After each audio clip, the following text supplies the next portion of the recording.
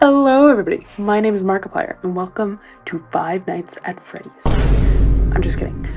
Oh my god. Literally the amount of times that I have tried to record this is upsetting. Like it's just, how do YouTubers do this all the time? This is so hard. But I've been so excited to do this and make this video and talk about my characters. I'm so excited and I feel the need to provide you guys with more lore because there's just not enough in my Instagram captions and there's not enough like on my stories and stuff, and I feel bad because I'm not sharing anything with anyone, but I'm planning on posting and like releasing this comic like later this year, or at least Act 1. So I gotta step up my game and build the hype because these characters are deserving of it and I'm obsessed with them and I love them and the story is deserving of it and I'm literally obsessed with it. So let's cut to the chase and get to know my man Ignacious Everett, also known as Iggy. He first started out as a carbon copy of my character Jace when I created Iggy in 2016. Jace is from 2014, and you know, Gabrielle back then just didn't really know how to make guy characters, so she just, you know, copied and pasted. But eventually in 2018 I revamped him from his ugly purple hair. What the I don't know why I did that. To be his own person and not some cheap Walmart copy version. So, in my story in Act 1, he is known as the Mafia kingpin who quickly worked his way up the southern Despotera mob food chain because of his assertive, charismatic, and overall charming, outgoing nature. Also, just as a little filler on what Despotera is, it is the lovely dystopian country where all of my characters live.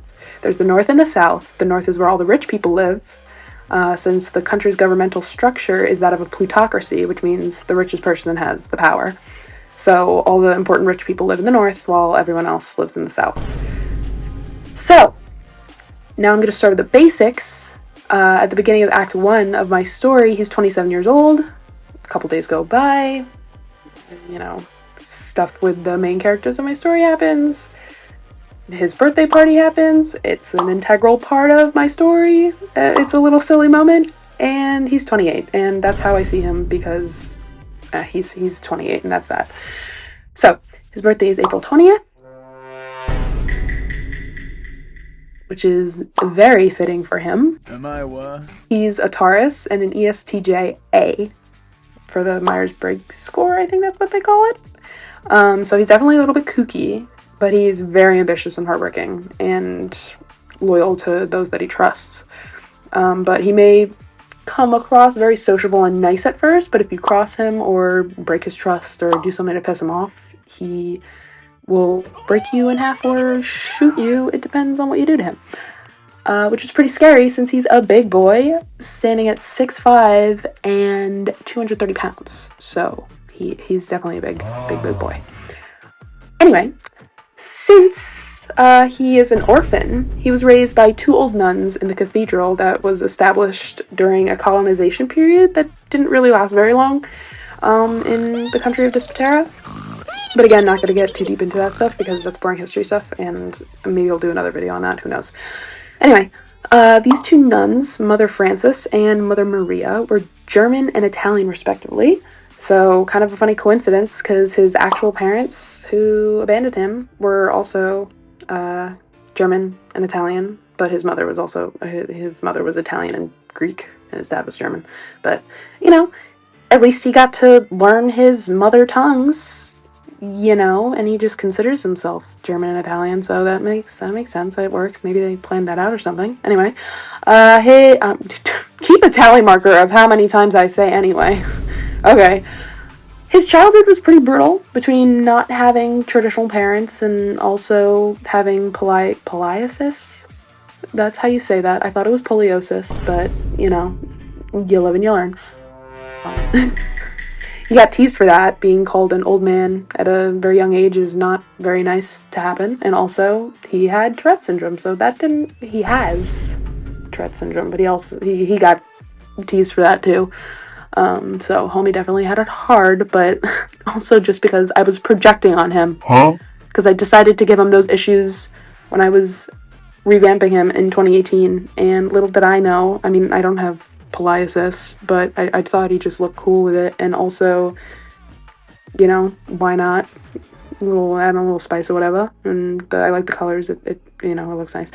But the Tourette syndrome, I, like, foreshadowed that for my future, because I was like, Gabrielle, you're fine. Like, literally everyone has sudden urges to, like, scream out the most random things and jerk around a little bit sometimes.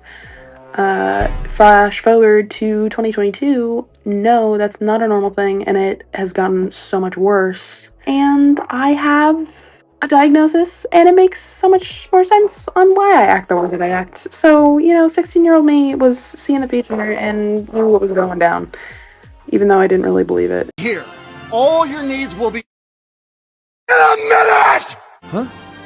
Fortnite balls. I digress, though, from my personal projecting on this fictional character.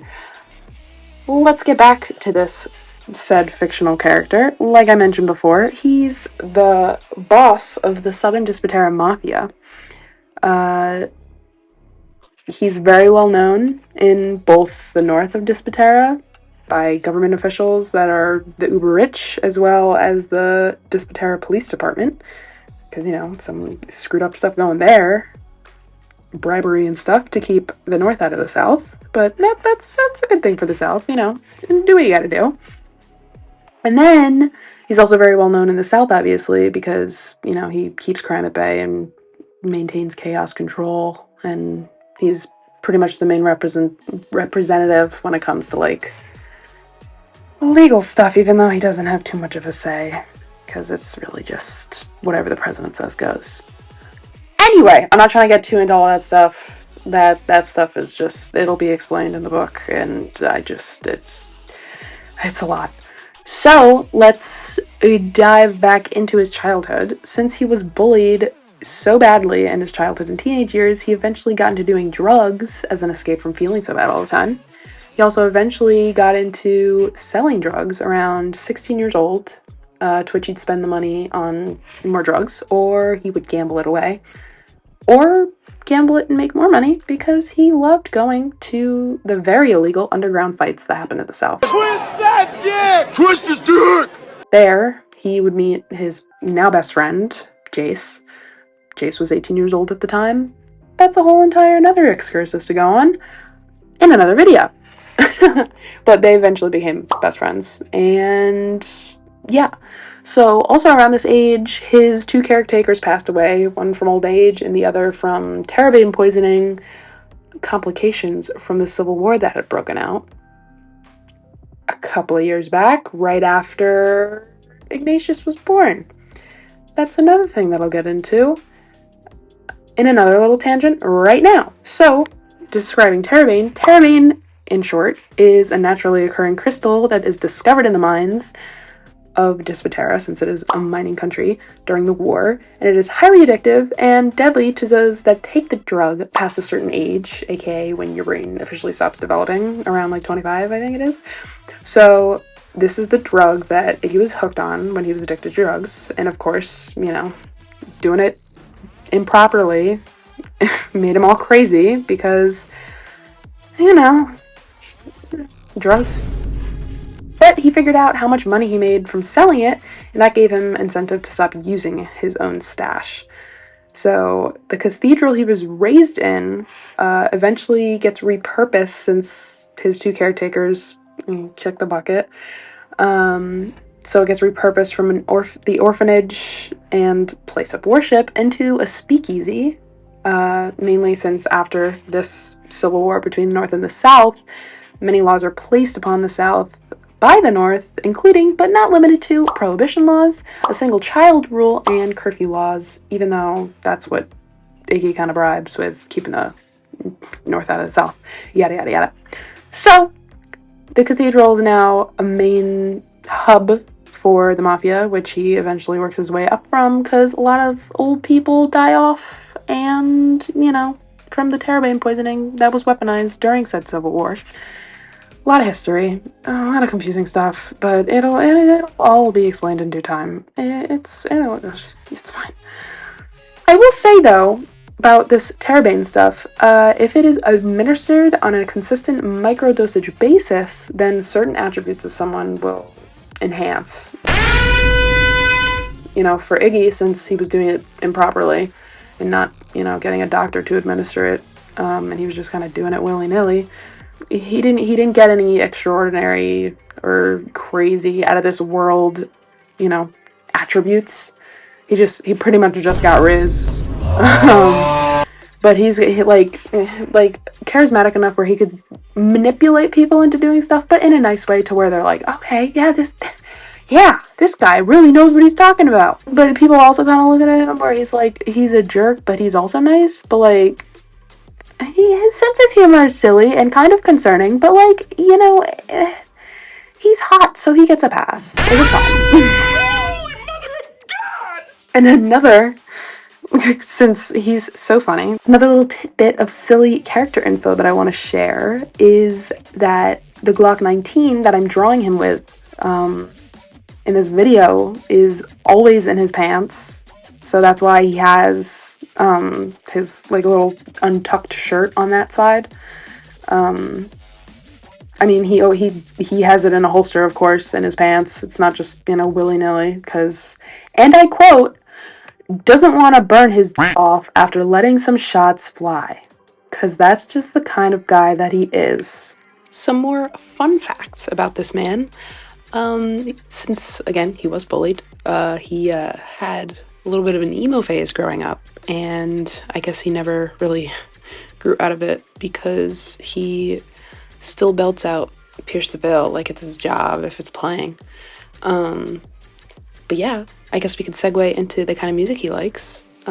He gravitates more towards grunge-ish, whatever genre Deftones would be under.